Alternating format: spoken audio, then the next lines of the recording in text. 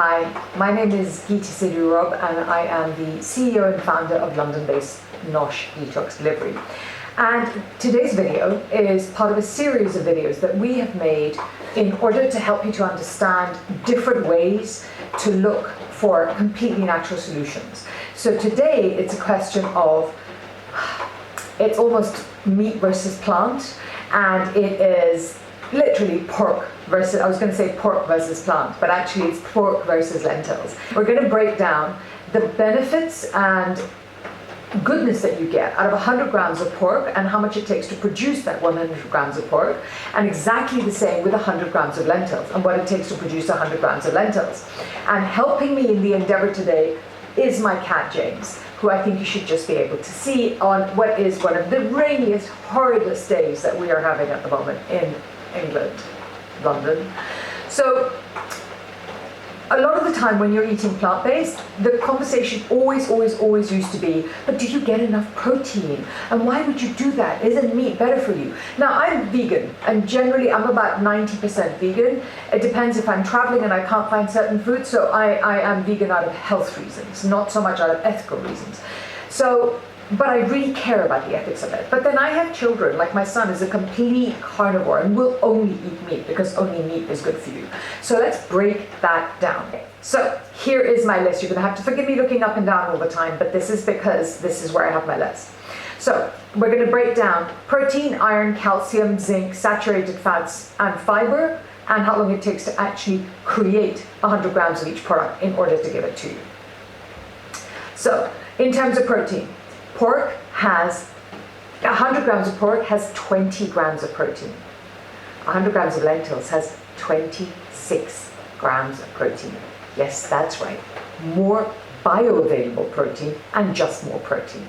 There's 1 milligram of iron in pork and 7.4 milligrams of iron in lentils. So far, lentils to pork, no. In terms of calcium, there is 1 milligram of calcium in pork and 48 milligrams of calcium in lentils. Lentils 3, pork nil.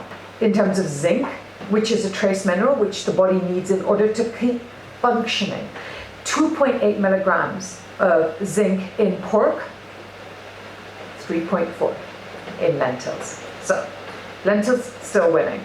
In terms of saturated fats, 3.5 grams of saturated fat in pork and 0 grams of saturated fat in lentils. And this is not the good fat. This is the bad fat that clogs up your arteries and sits there forever, and your body has to work really hard to get rid of it. In terms of fiber, pork has 0 grams of fiber. Lentils have 10 grams of fiber. Listen, pork, read that and weep. 10 grams of fiber. When you've looked at all of this, 1, 2, 3, 4, 5, 6. Literally, pork loses 6 out of 6 and lentils win 6 out of 6.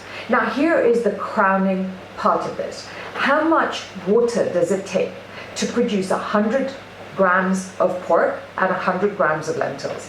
It takes 4,800 liters of water to produce 1 kilogram of pork. And it takes 1,000 liters of water to produce 1 kilograms of lentils. So it takes 5 times more water to produce 1 kilogram of meat.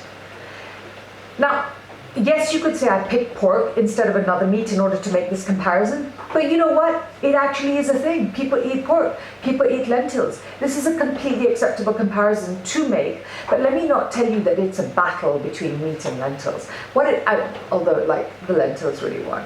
Let me just tell you that in fact, every time somebody says to you, you cannot eat plant-based and it's not viable, that is just not true. Where it is true that plant-based is not quite as good as meat is that the bioavailable proteins that you get in meat are much more accessible for the body to create the amino acid chain. So with plant-based, if you were going to eat the lentils, you would need to eat the lentils, for example, with rice to create the complete chain of amino acids. So you have to be more aware when you eat plant-based on your food combinations. I hope you found this really useful. Which statistic did you find the most surprising? Because for me, I have to say, I think it was actually the amount of protein. That was what surprised me. So please like, subscribe, share, and leave a comment below.